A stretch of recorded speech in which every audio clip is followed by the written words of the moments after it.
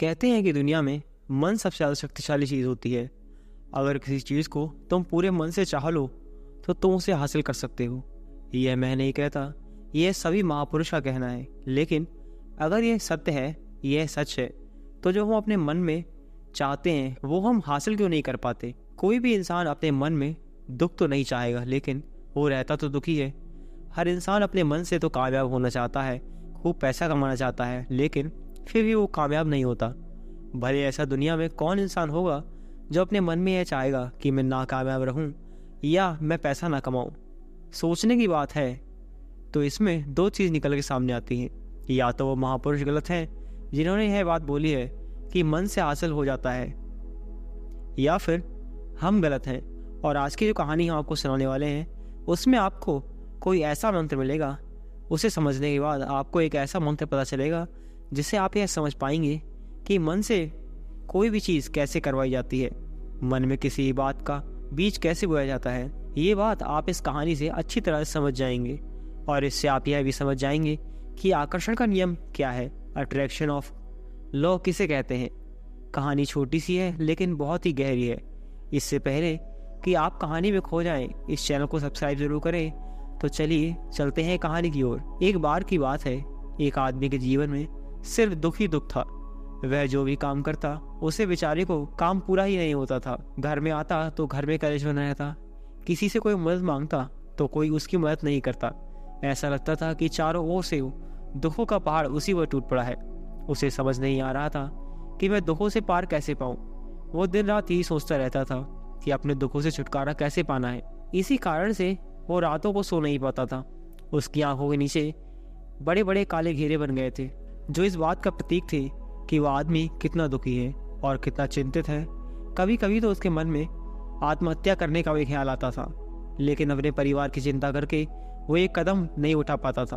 वो इतना दुखी हो गया था कि उसने निर्णय किया कि वो इन दुखों से छुटकारा पाकर रहेगा। इसके लिए उसे चाहे कितनी मेहनत करनी पड़े, कुछ भी करना पड़े, चाहे अंगारों पर चलना पड़े, लेकिन इन दुखों से छुटकारा हासिल करके रहेगा। ऐसे ही एक दिन उसने अपने मित्र से पूछा कि मैं अपने जीवन को कैसे सुधारूं। उसके मित्र ने उसे बताया कि तुम किसी बाबा के पास जाओ। बाबाओं के पास ऐसा मंत्र होता है जिससे सारे दुख मिट जाते हैं, जीवन खुशियों से भर जाता है और धन संपदा भी हासिल हो जाती है। तुम किसी ऐसे बाबा को ढूंढ लो, बस तुम्हारा काम बन जाएगा। उस आदमी के मन में यह बात पूरी तरह से पक्की बैठ गई कि कोई हवा ही मेरा दुख दूर कर सकता है। इसलिए उसे जिस भी बाबा के बारे में पता चलता वो उस बाबा के पास पहुंच जाता, उसे बाबा को अपनी समस्या बताता और उससे समाधान पूछता। वो कहता था कि बाबा, मैं कुछ भी करने के लिए तैयार हूँ, लेकिन मेरी इन समस्याओं से मुझे छुटकारा दिला दीजिए। आप जो कहेंगे मैं वो करूँगा, लेकिन मेरे जीवन को सुधार दीजिए। बाबा उसे कुछ टोने टोटके बता देते हैं, वो करने के लिए कहते हैं और बदले में दान दक्षिणा ले लेते हैं। ये टोना टोटका करने के बाद तुम्हारे घर में सुख शांति बनी रहेगी, बस इस टोटके को पूरी विधि के साथ करना। वो आदमी घर लौटकर पूरी विधि के साथ टोने टोटके करने लगा, लेकिन बहुत ज़्यादा टोने टोटके करने के बाद भी उसके जीवन में कुछ बदलाव नहीं आया। इसके विपरीत उसका जीवन और ज़्यादा दुखी हो गया था। जो ही बाबा उसे टोना टोटका देता था वह बदले में उसे दान दक्षिणा लेता था, जिससे उसका धन भी धीरे धीरे खत्म हो रहा था। इससे उसके जीवन में दुख और ज़्यादा बढ़ गए थे। उसे लगा कि बाबाओं के पास जाने से तो मेरे जीवन में दुख कम होने के बजाय बढ़ते ही जा रहे हैं, तो मुझे क्या करना चाहिए, बाबाओं के पास जाऊं या ना जाऊं। फिर एक दिन एक आदमी ने उसे बताया कि तुम अपने घर में किसी पंडित को बुलाकर हवन करवा लो। हवन होगा, घर शुद्ध हो जाएगा, कोई भी बुरी ऊर्जा होगी तो वह घर से बाहर निकल जाएगी। किसी पंडित को बुलाकर पूरे विधि विधान से मंत्र उच्चारण करो और हवन करो, जिससे घर में सुख शांति आए। उस आदमी के मन में यह बात बैठ गई। उसने एक पंडित को अपने घर बुलाकर हवन करवा दिया। हवन अच्छी तरह संपन्न हुआ। बदले में पंडित ने भी अच्छी दान दक्षिणा ली और उसके बाद वह वहाँ से विदा हो गया। लेकिन कुछ दिनों के बाद उस आदमी को महसूस हुआ कि उसके जीवन में अब कोई बदलाव नहीं आया है। अब वो आदमी पूरी तरह से दुखी हो गया था और ज़्यादा परेशान रहने लगा था। अब तो उसे लगने लगा था कि मेरे जीवन में से दुख कभी खत्म नहीं होगा, और यही सोच सोच कर उस आदमी का बुरा हाल हो गया था। फिर एक दिन उसे अपने एक मित्र से किसी ऐसे बाबा के बारे में पता चलता है जो समाधान बताने के लिए कोई दान दक्षिणा नहीं लेते। उस आदमी को लगा कि ये बाबा दूसरे बाबाओं की तरह नहीं हो सकता, क्योंकि यह दान दक्षिणा तो लेता नहीं है, और अगर दान दक्षिणा नहीं लेता तो यह सच में कोई सिद्ध बाबा होगा। यही सोचकर वो आदमी उस बाबा के पास पहुंच जाता है। जब वो आदमी वहां पर पहुंचता है तो वो बाबा को ध्यान में बैठे हुए देखकर वो आदमी वहीं पर चुपचाप बैठकर ध्यान से बाहर आने का इंतजार करने लगता है। थोड़ी देर बाद बाबा ने आंखें खोली तो सामने एक दुखी और परेशान युवक को बैठे देखा। वह उसकी आंखों के नीचे आने वाले घेरे देखते ही समझ गया था कि आदमी अपने जीवन से कितना परेशान है। उसे संबोधित करते हुए बाबा ने पूछा कि बच्चा, क्या चाहते हो? बाबा के पास क्या लेने आए हो? उस आदमी ने कहा कि बाबा, मैं अपने जीवन से बहुत परेशान हूँ। मैंने इन दुखों को दूर करने के लिए बहुत सारे रास्ते निकाले, हर तरकीब करके देखी जो किसी बाबा ने मुझे बताई। वह हर काम किया जो किसी भी इंसान ने मुझसे करने को कहा, लेकिन मेरे जीवन में दुखों में कोई कमी नहीं आई।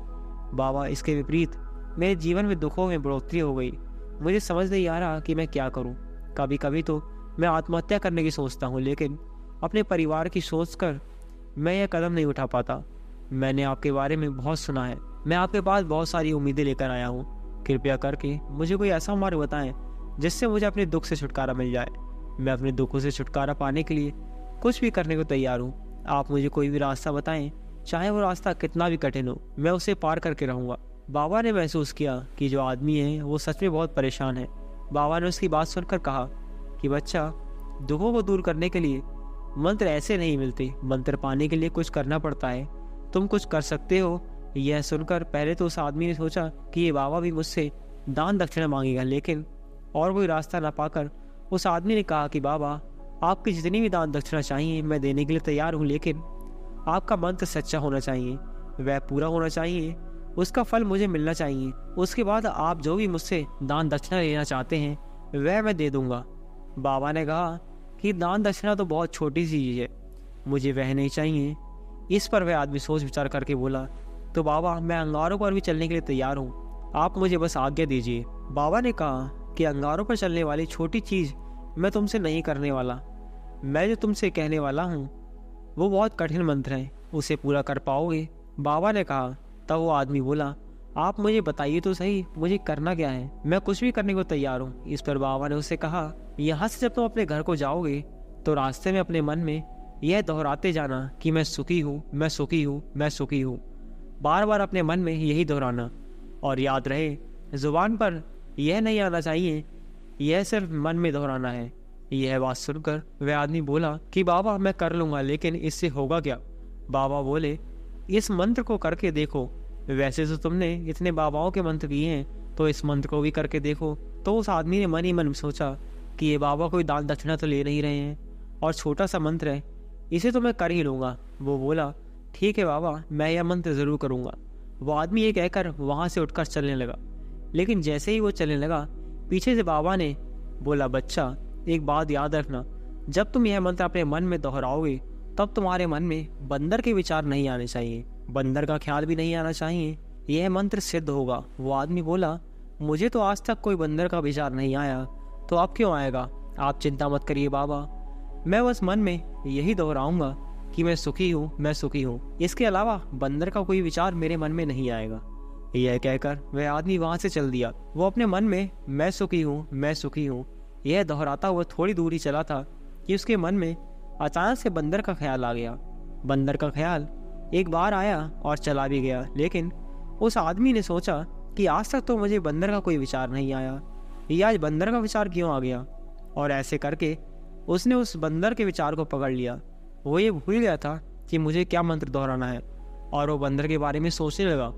जब थोड़ी देर बाद उसे फिर से होश आया तो वह फिर से वही मंत्र दोहराने लगा जो बाबा ने उसे बताया था कि मैं सुखी हूँ, मैं सुखी हूँ। लेकिन अचानक से सामने से एक बंदर दिखाई दिया। यह देखकर उसके मन में फिर से बंदर का विचार उठ गया। वह अपने अंदर से विचार को बाहर फेंकना चाहता था। वह चाहता था कि मेरे अंदर किसी भी तरह का बंदर का विचार ना आए, लेकिन उसे तो सामने बंदर ही दिखाई दे गया। ऐसे ही जद्दोजहद करते हुए वह घर पर पहुंचा, और घर पहुंचने के बाद अपनी पत्नी को कहा कि हे बंदरिया, मुझे खाने में बंदर परोस दो।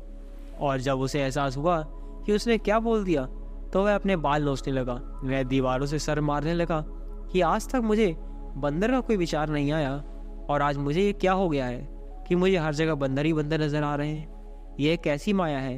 यही सोचकर वह आदमी रात भर सो नहीं पाया। रात भर करवटें बदलता रहा और सुबह उठकर सीधे उसी बाबा के पास पहुंच गया और उसके चरणों में गिरकर कहा कि बाबा, पता नहीं क्या चमत्कार हो रहा है। आज तक मुझे बंदर का कोई विचार नहीं आया, लेकिन कल से जब से आपने मुझसे कहा कि बंदर का विचार नहीं आना चाहिए, तब से मुझे हर जगह बंदर ही बंदर नजर आ रहे हैं। उस आदमी ने कहा कि बाबा, मुझे तो आपके पीछे पेड़ पर बैठा हुआ बंदर भी केले खाता हुआ दिखाई दे रहा है। यह हो क्या रहा है। बाबा यह सुनकर हंसने लगे। बाबा बोले, बच्चा, यह मन का जाल है।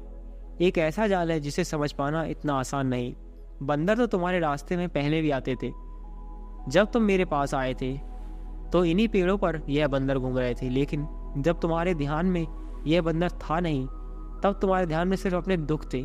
इसके बाद बाबा ने उसे बताया कि बच्चा, हम जिस चीज़ से दूर भागना चाहते हैं वही चीज़ हमारे मन में बहुत गहरे में प्रवेश हो जाती है। वह हमारे अंतर मन में समा जाती है। असल में हम जिस चीज़ से छुटकारा पाना चाहते हैं उससे छुटकारा इसलिए पाना चाहते हैं कि वह हमारे साथ बहुत गहरे से जुड़ी है, और हम जितना भी उससे छुटकारा पाना चाहते हैं वह उतनी ही गहरी हमारे मन में बैठ जाती है और आखिरकार वह हमारे अंतर मन में छा जाती है। इसलिए अपनी जुबान से बार बार यह बोलने से कि मैं सुखी हूँ, हम सुखी नहीं होंगे जब तक यह मंत्र हमारे अंतर मन में प्रवेश नहीं होगा। इस पर उस आदमी ने पूछा कि बाबा, लेकिन यह मंत्र हमारे अंतर मन में प्रविष्ट कैसे होगा। यह सुनकर बाबा ने कहा कि बच्चा, अपने दुखों से लड़ना बंद कर दो।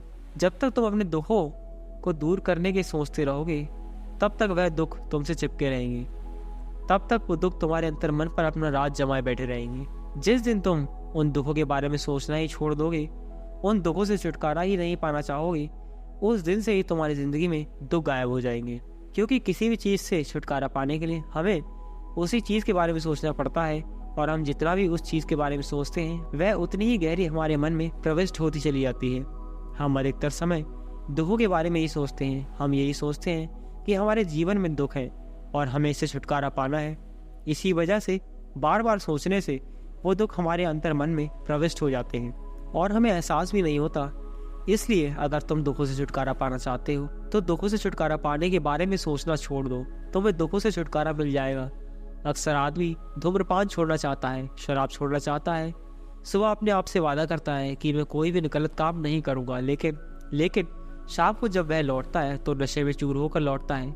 ऐसा क्यों होता है कि हम जो सोच रहे हैं वह पूरा कर ही नहीं पा रहे हैं। असल में हम उस चीज़ को बहुत ज़्यादा तवज्जो दे रहे हैं, उस चीज़ को बहुत ज़्यादा नियत दे रहे हैं। जब भी हम उस चीज़ को छोड़ने के बारे में सोचते हैं, हम उसकी इम्पोर्टेंस यानी विशेषता को और ज़्यादा बढ़ा देते हैं। हमारा मन उस चीज़ के बारे में जितना ज़्यादा सोचेगा, शराब या धूम्रपान छोड़ने के बारे में जितना ज़्यादा सोचेगा, हमारा मन उतना ही उस चीज़ के पीछे ज़्यादा भागेगा। हमें उस चीज़ से लड़ना नहीं है, बल्कि बिना सोचे गुजर जाना है। अगर इस मंत्र को हम समझ लेते हैं तो हम अपने जीवन में जो भी पाना चाहते हैं उससे अपने अंतर मन में ढाल सकते हैं। और एक बार जो लक्ष्य हमारे मन में बैठ जाता है तो फिर सफलता पाने में कोई समस्या नहीं आती, कोई दिक्कत नहीं आती। तो दोस्तों, कैसी लगी आपको ये कहानी कमेंट सेक्शन में ज़रूर बताएं, और अच्छी लगी हो तो वीडियो को लाइक करें और चैनल को सब्सक्राइब करें। तो चलिए मिलते हैं एक और अगली कहानी में। तब तक के लिए नमो बुद्धाय।